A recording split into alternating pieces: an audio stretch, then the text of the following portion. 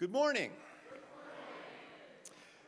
Good morning. I am Gib Metcalf. I am a member. I'm honored to serve on the governing board. My pronouns are he, him. I serve on the governing board here at First Parish in Concord, where we are a welcoming Unitarian Universalist congregation that seeks ways to deepen spiritually, build community, and make a positive difference in the world. Welcome to all who are joining us both in our sanctuary and on Zoom.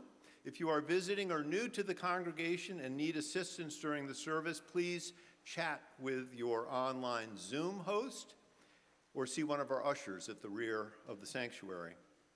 Zoom participants are invited to stay online after the service for a time of conversation and fellowship, and all who are gathered here in person are invited to join us for coffee hour in the parish hall downstairs immediately following the service.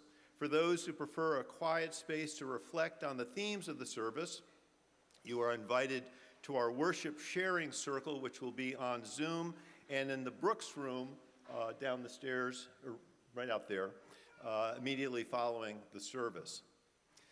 Of special note today, please check out the powerful and quite beautiful portraits by photographer Scott Strong Hawk Foster, now installed in the parish hall and other areas of the meeting house. The exhibit is sponsored by our Racial Justice Action Group in partnership with the Photography Club. The artist will be giving a talk next Sunday after service, so mark your calendars and plan to attend that event. Grab a bite at coffee hour and then head outside at 11:30 to help plant 100 yellow tulip bulbs for mental health awareness. See the announcements bulletin for more details and many more ways to get involved in our lively congregation. So I'm wearing my hat as a member of the governing board. I now want to switch hats.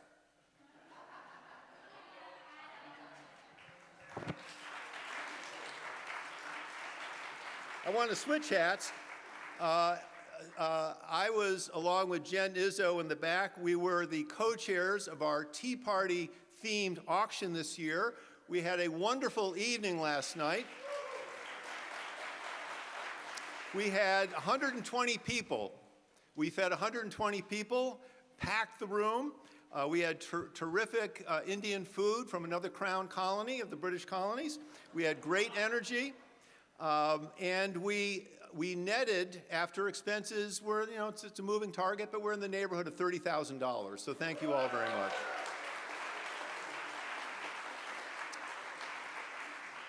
So if you have purchases like artwork or other things that are tangible items that are here, please take them home today.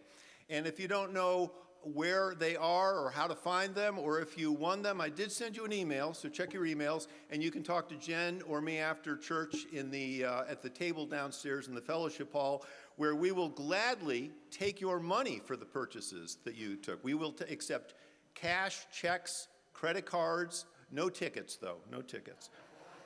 One of the real pleasures of the evening was we did a heads or tails raffle, which is, for those who weren't there, the way it operates is there was a pot of there was $500 prize for the winner of this raffle, and we flipped a coin, and people chose heads or tails, and eventually we had a winner, and our winner was Beth Norton.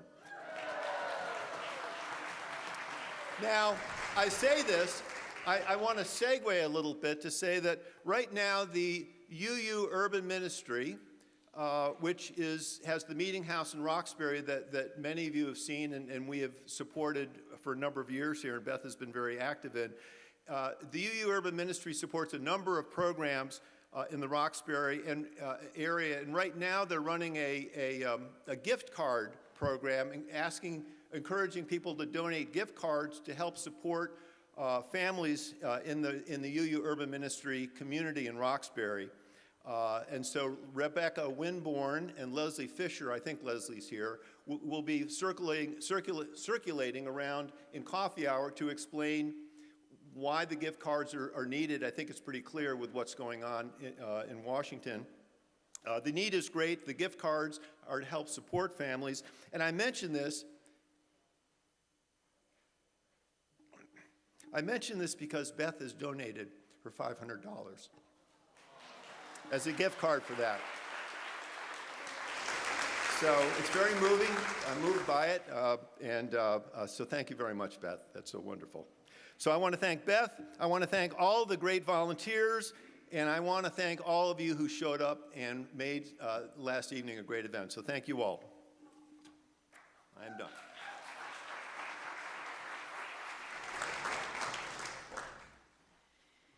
Okay, well, before we move and deepen into worship, let's give a huge round of applause to Gib and Jen, because what a tremendous success.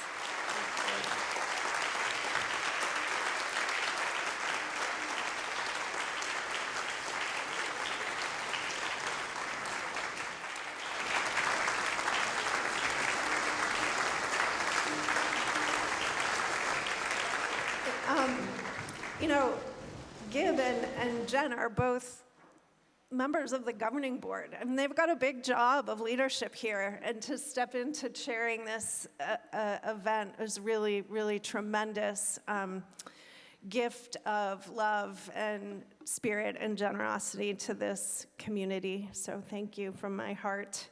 And now let us begin our sacred hour of worship by kindling the flaming chalice, the symbol of our Unitarian Universalist tradition that beckons us to gather in the warmth of community and follow the light of love. And now, as Gib lights the chalice, please join in our unison response. We light our chalice this morning, grateful for the love that we experience in this beloved community. May the flame light the way for all who seek such abundance. I invite you now to just deepen into this moment, to bring your awareness to the place where you are, the people you are with, taking a deep and centering breath, observing the sensation of air moving down into your core, filling your lungs, its oxygen replenishing your cells from the tips of your fingers down to the very ends of your feet.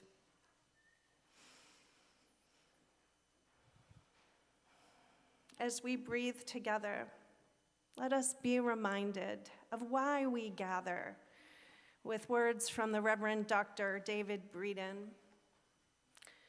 We join together, bringing both our shadow and our light.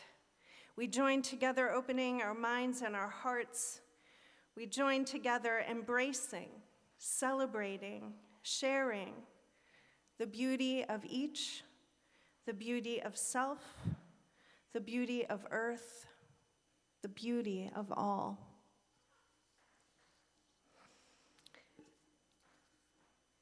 Our worship this morning draws from the monthly theme of gratitude, but then hones in on a sub-theme of beauty.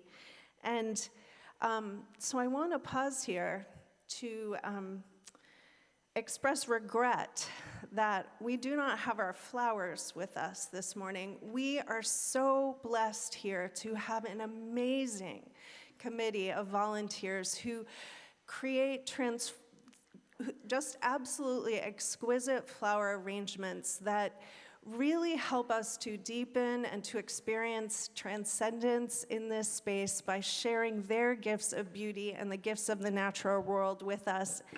And I think the best I can figure out, that the arrangement was created by Faxon Green. I'll explain that part, yeah.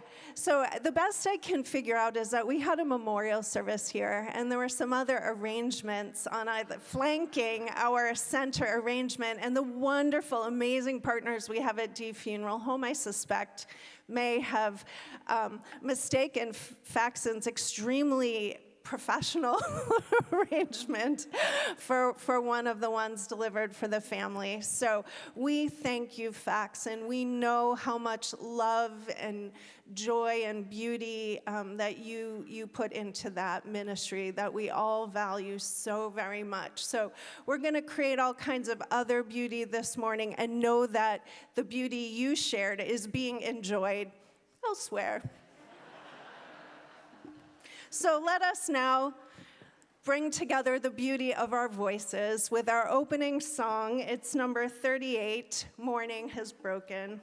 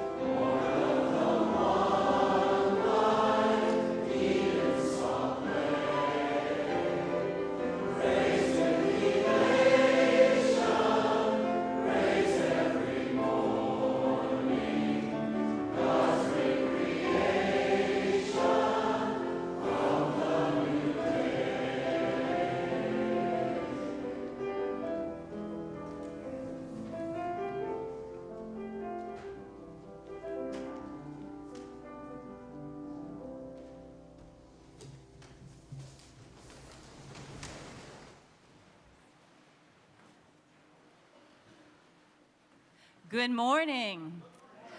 I'm the Reverend Amy Friedman. I serve as your Minister of Religious Education, and I am delighted today to be with Reverend Jennifer, and I want to invite children to come forward. We have space in the first 2 pews if you want to come on down so you can see this more closely.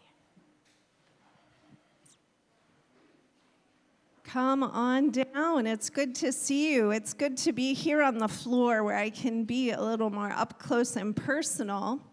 Some of you may remember a few weeks back, I brought a gift that I asked for your help with unwrapping, a gift from me to the congregation to celebrate that we found each other, that we have agreed that we want to be in this ministry together for the long haul. And so we made an exchange of gifts. I love the little pony that's joining us too. So a few weeks ago, I shared a gift, the gift of the beauty of light with an oil candle for our chalice. And this morning I have another gift of beauty for us to enjoy in our worship. And I think I'm going to need two volunteers to help. One. Teal, come on up. Great. And Do you want to come up, Arthur? great. Sure. We'll take you both up here. And I think what I'm going to do, Amy, is have Arthur help remove the tissue. Okay. And then I need some really strong hands to reach in there and very carefully, it's heavy. Hold that, and can you turn around and lift it up and show the congregation what that is? Does anyone know what this is called? Thank you.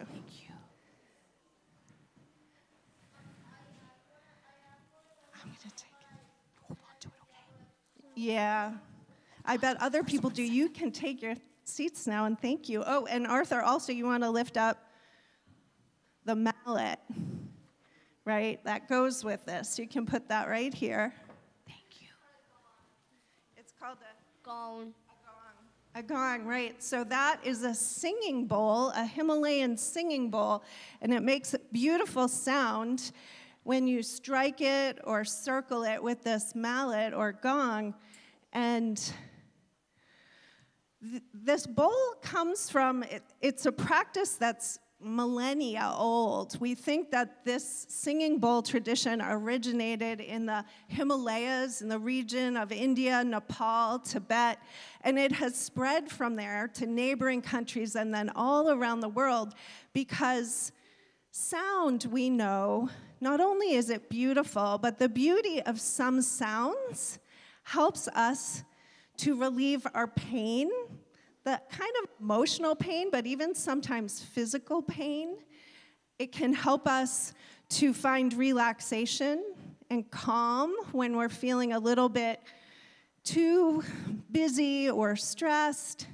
And it can also help us to focus our minds when we want to be quiet and connect to what's greater than us and what's most important to us. So I was feeling like I'd love for us to have this singing bowl to be able to use in our worship to help with all of those things, especially during our time of prayer, to help us to feel healed from the painful burdens we carry, to help us relax, to help us find calm and find our center in the midst of this big, big world we're part of. And so now Amy is going to help us out by demonstrating how we can use the singing bowl. Yes, so we have chimes in many of our classrooms, and we do have some singing bowls in some of our classrooms. Sometimes we use it just as a reminder when one activity ends to start a new activity, and sometimes we use it just as Jennifer was describing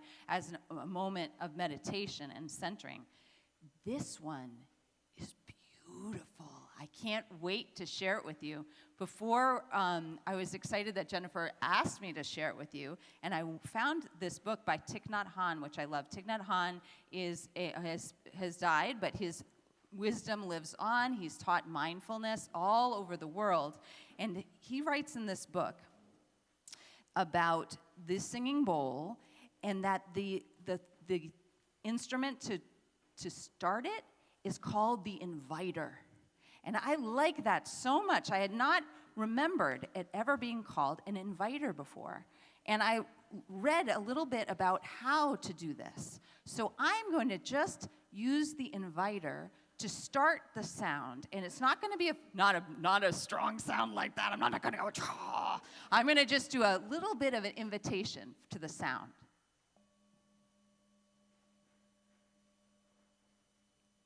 And because this is the most beautiful singing bowl, sometimes we will just chime it 3 times often, but we're going to make it sing. If you wish, I invite you to put your feet on the floor to allow your spine to support your head. You don't need any muscles to support your head, just allow it to be balanced on the top of your spine. And while you listen to the sound of the singing bowl, to breathe deeply. This sound invites you back to your true self, which is always there, but sometimes we get distracted and disconnected from our true self.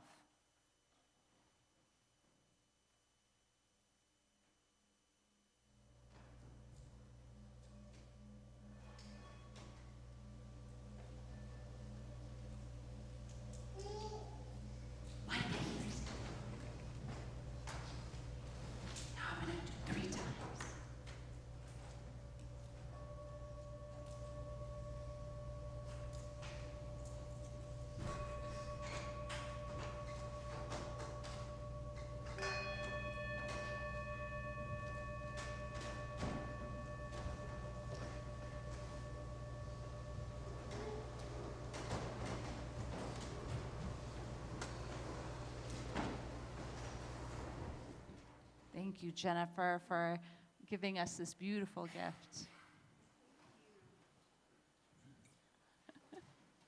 So today in our kindergarten through 5th grade class, you continue to nurture gratitude. And Jean and Jean are your leaders, and they will lead you up to the Emerson room. Our Crossing Paths class, we're going to be reflecting on our trip last week to the Sri Lakshmi Temple and also practicing some yoga. And our youth service leaders are already meeting in the chapel, and Little Ari is available for anyone with preschoolers. You're welcome to bring preschoolers down there at this time.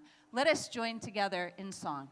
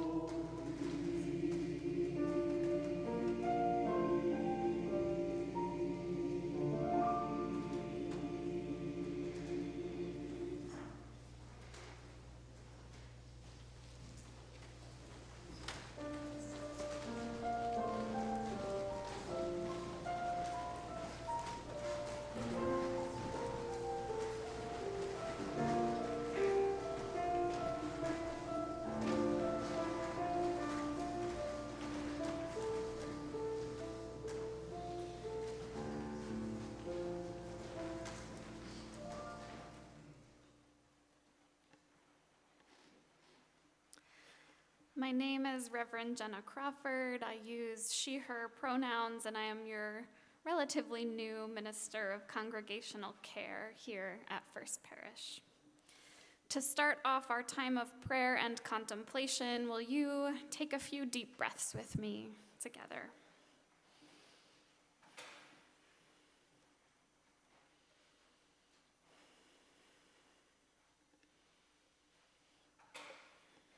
And now let us pray. Spirit of life and love, this morning, our hearts are busy and tired, trying to hold and make sense of our solidarity amidst so many contradictions. We look back to last week to honor Veterans Day and those who have served our country and their families, while at the same time aware that the government shutdown affected access to key veteran services and that the future of health insurance subsidies is uncertain. We look ahead to this week to honor Transgender Day of Remembrance and mourn all those who have been killed in acts of anti-trans violence, while aware that this present administration continues to enact and uphold policies that perpetuate rather than disrupt these cycles of marginalization and violence. We come together to call on our government leaders for greater transparency and accountability, yet know that if successful, we who believe in the worth and dignity of every person, we who have a history advocating for women's empowerment and fighting against patriarchy and misogyny, might be unnerved, might be re-traumatized by what we hear. And so, Spirit of life and love, hold us amidst these contradictions. Help us stay firm in our convictions and be with us when we are weary.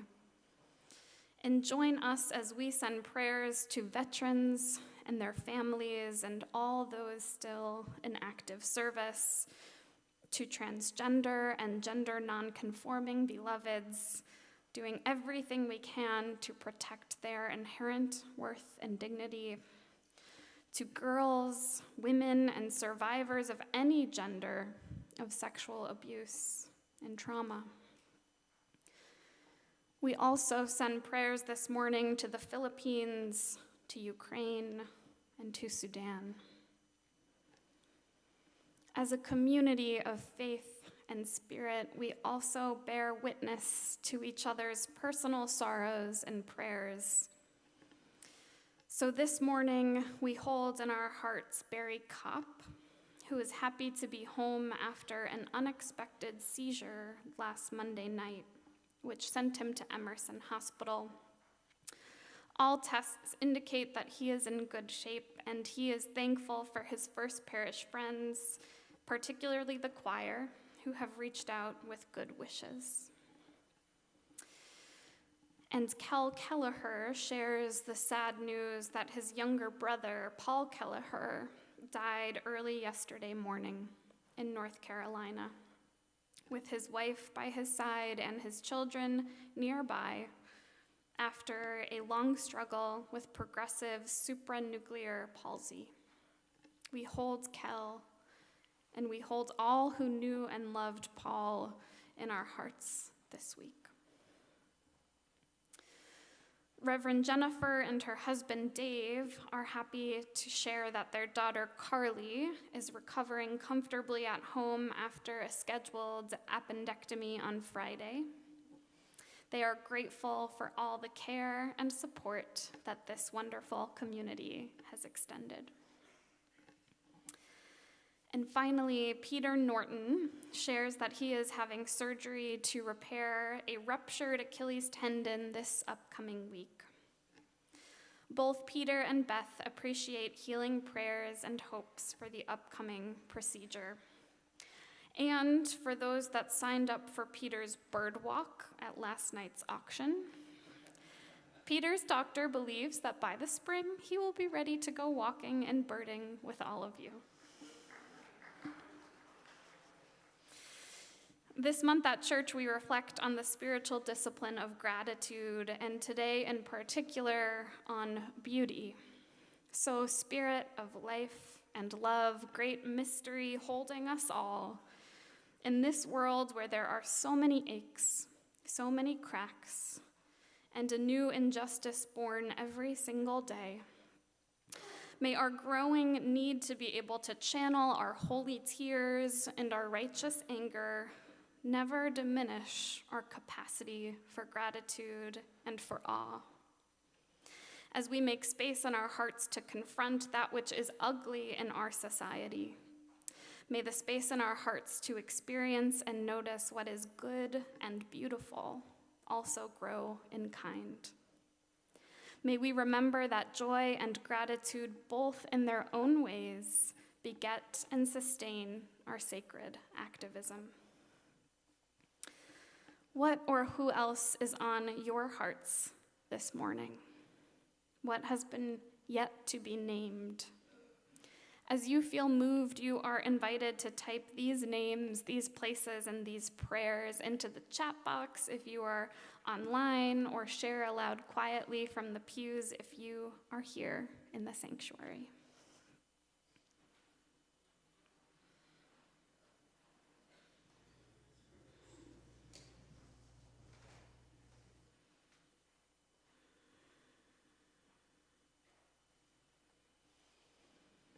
Let us now hold a moment of loving silence for all that has been shared and for all those prayers that still remain in the quiet corners of our hearts.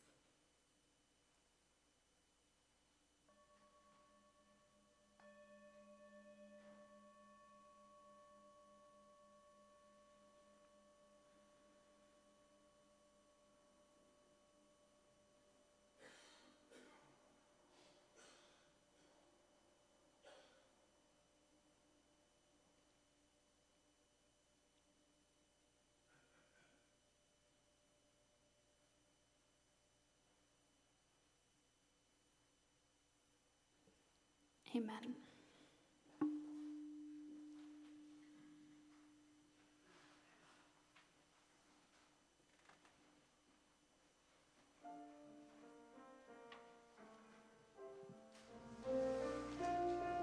Just to be is a blessing.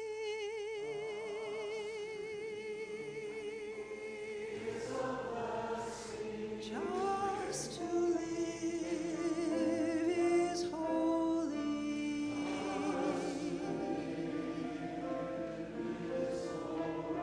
Just to be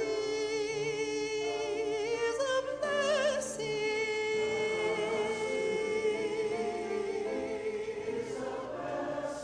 Just to live is holy.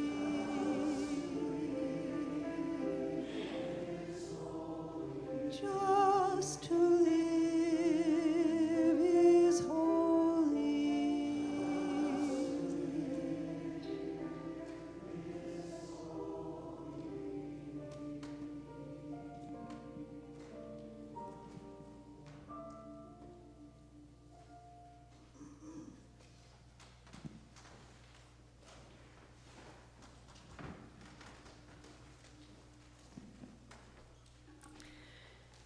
The passing of the collection plate each week is a spiritual practice of generosity.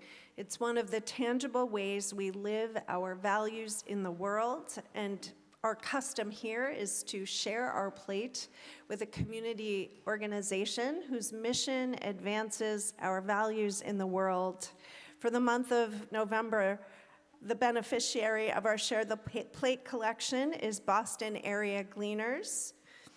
It's a regional food systems organization working at the intersection of farming, food waste, and hunger relief. Their mission is to increase access to fresh fruits and vegetables across our communities while supporting our region's farms, reducing systemic food waste, increasing the viability of regional farms and the health of communities who have historically suffered from inequity in the food system. The morning's offering will now be generously given and gratefully received.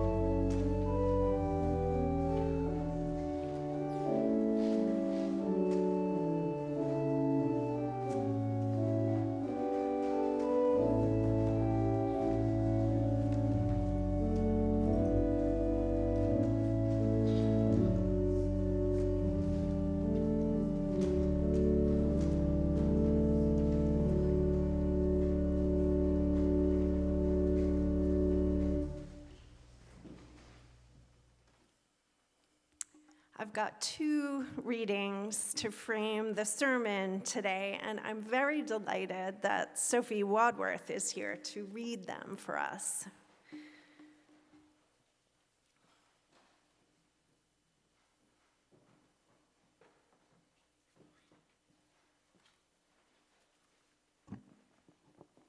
Good morning. Our first reading is I Thank You, God, for Most This Amazing by E. Cummings. I thank you, God, for most this amazing day, for the leaping greenly spirits of trees and a blue, true dream of sky, and for everything which is natural, which is infinite, which is yes. I who have died am alive again today. And this is the Son's birthday. This is the birthday of life and of love and wings, and of the gay, great, happening, illimitably earth. How should tasting, touching, hearing, seeing, breathing, any, lifted from the no of all nothing, human, merely being, doubt, unimaginable you. Now the ears of my ears awake, and now the eyes of my eyes are opened.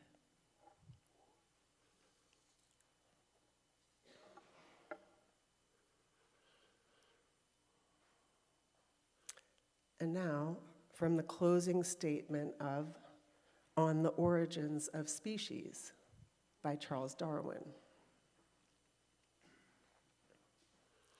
There is grandeur in this view of life, with its several powers, having been originally breathed into a few forms or into one.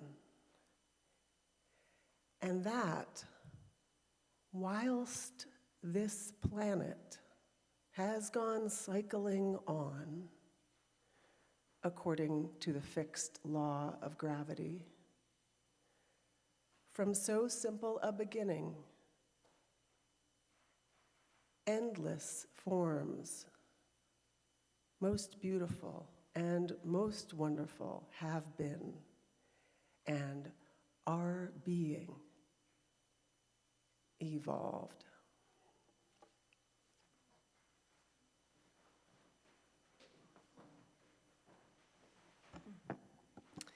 Thank you, Sophie. Love those readings. So before I begin my sermon, I want to let you know that I have a slightly different message for you than the one I originally planned. It's been a difficult week. Many of you will have seen a letter that was sent out by the governing board by email. It describes some concerning incidents. Last week, we learned that someone had been distributing flyers at several events, actually, including during our worship last Sunday. And the flyers call for a boycott of First Parish and specifically make false, malicious, and disparaging statements about me. And they are just untrue and unfounded. This is a person who had directed a series of similarly disparaging and malicious statements towards me last year, and who for that reason was informed that he was not welcome here. And that's all I'm going to say right now. If you haven't seen the letter, because I heard that some people didn't get it in their email, please do reach out to a governing board member if you want to know more or if you have any questions. I wanted to take a moment to talk about this because I think some of you might be wondering how this is impacting me. And I will say that it's hard to be a target. Name calling does hurt me. And this also may be hurting some of you, and so I feel concerned about that. I'm not impervious to cruelty, and I don't expect you to be either. But as the board observed in their letter, I am strong, and I am well supported here, and well loved, and I know that. If you are wondering how you can support me and this congregation that we love so much, I have one word: kindness. Your words and small gestures of kindness go a long way towards healing me, one another, and a long way to countering the culture of intimidation that is expressed through these acts. I also want you to know that I'm familiar with bullying behavior. I've been targeted before, and I expect most Maybe even all of you have been too. We live in a world that is largely organized around social hierarchies of domination and subordination. Bullying and intimidation are not anomalous behaviors. It's not true that that's not who we are. It's not who we want to be here in this room, but in our broader culture, we are a people who intimidate. Bullying is part of the system. It's intended to enforce social hierarchies. We're all impacted by bullying and intimidation. We've either been bullied, or we've been afraid of being bullied, or we've even felt pressured into bullying other people, or all of the above. It's not okay, and it's tender. And so if this situation is bringing up hard emotions for you, please know that you are encouraged to reach out to one of your ministers or one of your pastoral care associates or a trusted friend or loved one. Please take care of you. Kindness towards yourself. I am taking care of me, and I am strong. On my journey of spiritual development, I've found a powerful source of resilience in the face of bullying. And that's what my sermon is about this morning. I hope it can help all of us in this difficult moment that we are facing together in love and solidarity. And I am going to grab my water.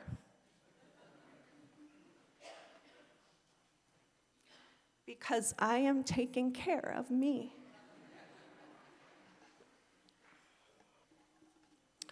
As a young child, I was not an outdoorsy type.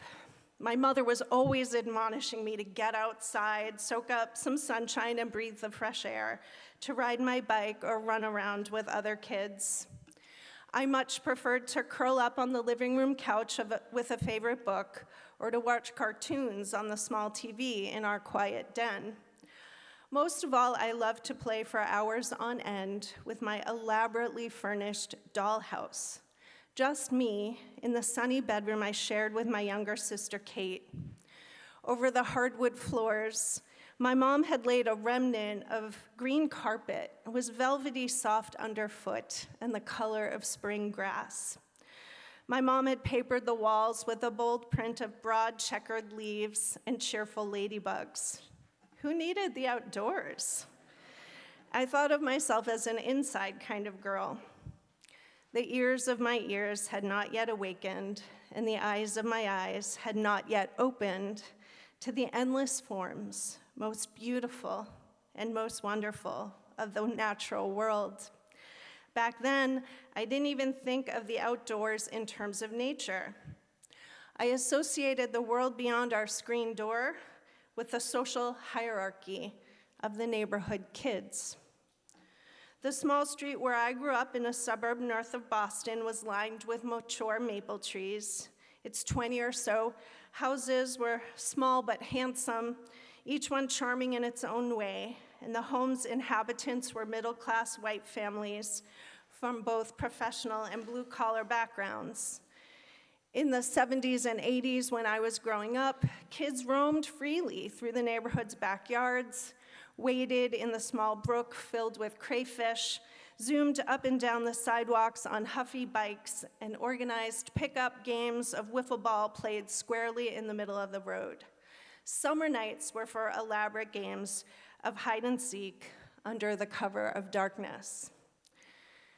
Outside was the territory of the kids, and the older boys ruled. Girls were second-class citizens. The big boys lorded their strength and power over the girls and the younger kids, and especially anyone who was quiet or in some way different. They teased and taunted and occasionally got physical. My brother Rob was among them, the oldest of the 3 siblings. Rob was big, loud, and strong. By the time he reached 10, he was one of the neighborhood leaders. Like many big brothers in those days, he teased me relentlessly. Whenever I stepped outside at my mother's urging, I braced myself for a possible onslaught of insults led by my brother. Look, it's Jenny, the crybaby, or Jenny, the loser. Who's that ugly girl? Or what's that awful smell? Sometimes Rob called for a pig pile, and within moments, I'd find myself flat on the grass, the breath knocked out of me, at the bottom of a pile of squirming bodies. When I ran back to the house in tears, the jeers followed. There goes the crybaby, back to her mummy. Sensitive and reserved by nature, I never did thicken my skin. I couldn't get myself to heed the lesson that the adults offered as a kind of armor. Sticks and stones may break your bones, but names will never hurt you. They hurt me. They still do. So I retreated to my room with its two-dimensional ladybugs and checkered leaves, and to my dollhouse, a world that I controlled, where I ruled, though I like to think with a gentle hand. Fast forward, I'm 25 and newly married. Dave and I have just purchased our first home, a real home appointed with life-sized furniture, a 2-bedroom, 2-bath apartment in a repurposed textile mill on the Charles River in Medway. We are charmed by the exposed brick walls and wood-beamed ceilings, and most of all, by the river views afforded by the large windows. The leaves outside those windows are real, and so are the ladybugs and the many birds who visit the feeders we have hung from our small deck on the riverbank. Our backyard is the river itself, and we explore it by way of a hand-me-down canoe. There are no kids governing or terrorizing the river's creatures. Our neighbors are great blue herons and a pair of slick, sweet river otters. My eyes are dazzled by the swoop and soar of red-tailed hawks, the red flash of blackbird wings, the fairy sparkle of flitting dragonflies, the play of light and breeze on the water's surface. My ears tune to the trill of songbirds, cardinals and chickadees, titmice and sparrows, and my favorite Carolina wrens. Released from the oppressive hierarchy of my childhood, secure in my own home and affirmed in a marriage of equals, my spirit thus awakened to the natural world, to the universe beyond the human arranged order of things. Freed in this way, I felt myself, in the words of poet E.E. Cummings, alive again today, on the sun's birthday, the birthday of life, and of love and wings, and of the gay, great, happening, illimitably earth.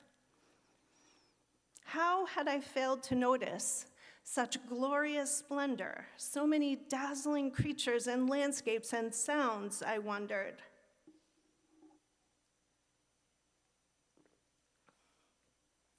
Looking back, I think I may have an answer. I grew up in a world that tried to deny the beauty of difference, the beauty of diversity. The social world was narrow and confined. It sought to dictate right and wrong ways of being, better and worse ways of being, beautiful and ugly ways of being, strong and weak ways of being. To be young and small and vulnerable in such a world requires vigilance to survive, and defense strategies. Some seek to conform. Others put on a mask of indifference or suit of metaphorical armor. Others still, like me, retreat. We hide ourselves away in a cocoon of perceived safety. And from my cocoon, I could not fully take notice and stock of the world's beauty in all its many manifestations. Tucked away in the human-made world of hearth and home, the protected world of hearth and home, comfortable as it was, I could not receive the lessons of the earth's illimitable beauty. Awakened in young adulthood, I began to let those lessons sink in. When I beheld the beauty of the landscapes and creatures around me, it eventually dawned on me that I was part of it all, a human being, evolved like all the other living beings on earth, here not only to behold beauty, but also to manifest it in my own uniquely human way. I was there to grow and unfold and reveal the beauty that was mine and mine alone. And so are you.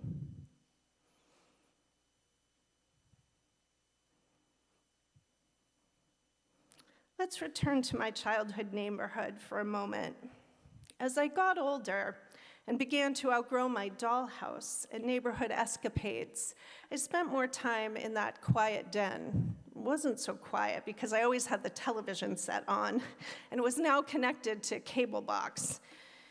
And it's from that TV and that cable box that I got more lessons about the social hierarchy. They were reinforced in ads populated by supermodels and MTV videos featuring scantily clad backup dancers. The message to a girl like me coming of age: your primary purpose in the world is to conform to a narrow standard of feminine beauty and become an object of male desire, to take your subordinate place in the hierarchy and reap what rewards you may. That's only part of the story. Tucked away inside, I sensed there was another kind of beauty in me. Many kinds, in fact, that the social world seemed less interested in. The beauty of my thoughts and my language. The beauty of a lively intellect. The beauty of empathic feelings. The beauty of a capacity to connect to others intimately.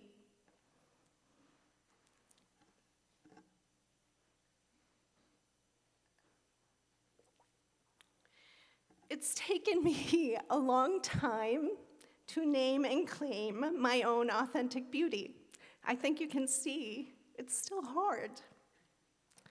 Even now, I feel sheepish saying those qualities out loud. The social order wants to keep us in our proper place.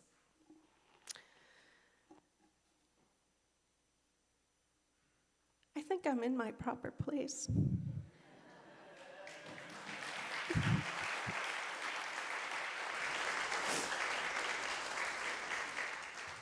Despite my ambivalence, I'm sharing my story because the lesson I learned when I awakened to the earth's beauty is a lesson for all of us. Many of you have learned it already. Sometimes we need to learn it over and over again. And perhaps some of you have not learned it yet. Perhaps some of you have been too hurt by an oppressive social hierarchy or too shamed by culturally conditioned standards of perfection to shed your vigilance. Perhaps some of you are wearing your own armor or are tucked away in your own cocoon. I am here to say that you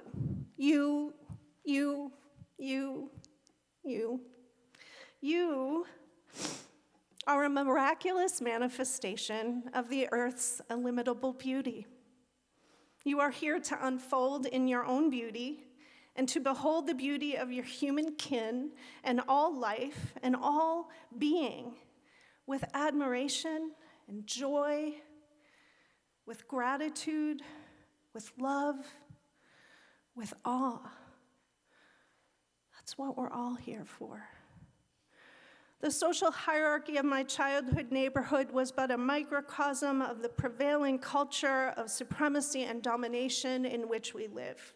We are all forced to navigate life-limiting standards of acceptability, worth, and beauty in a culture that wields intimidation and even violence to enforce our conformity, and no community is exempt from that. That's what we're experiencing right now. It's scary to take off our masks in such a world, to step out of our armor, to allow ourselves to unfold in the full measure of our beauty and the vulnerability that comes with it. That's why we're here and we have this congregation and our progressive faith. Here we challenge that social order and seek to undo it. Here we name a new social order of universal belonging, unconditional inclusion, inherent worth, and equal dignity. Here we decry the lies of a social hierarchy that would have us believe that some forms of life are more perfect, more beautiful, more deserving. Here we tell the truth of endless, illimitable beauty. Here we discover that the beauty that moves us to wonder and awe is not the beauty of narrow standards, but the beauty lauded by Darwin and Cummings, the beauty of infinitely unfolding possibilities, endless, illimitable diversity. Let us celebrate. Let's celebrate, right? Isn't that a good response to cruelty? Let us celebrate bodies and beings in all shapes and shades, straight and curly, long and short, round and thin, soft and tough, dark and light, and every possibility in between. Here, let us celebrate every evolving expression of gender, culture, ethnicity, and ability. Here, let us celebrate all the endlessly emerging gifts of creativity, ingenuity, skill, and care that we have to give. As your minister, I have a unique vantage point from which to behold your beauty, your individual beauty, and your collective beauty. And you are really beautiful. The world needs our beauty, mine and yours, all of ours. It's just why we're here. May we go forth from the comfort of this sheltering sanctuary to receive the grace of the world's beauty and to grace that same world with the beauty that is ours alone to give. Amen.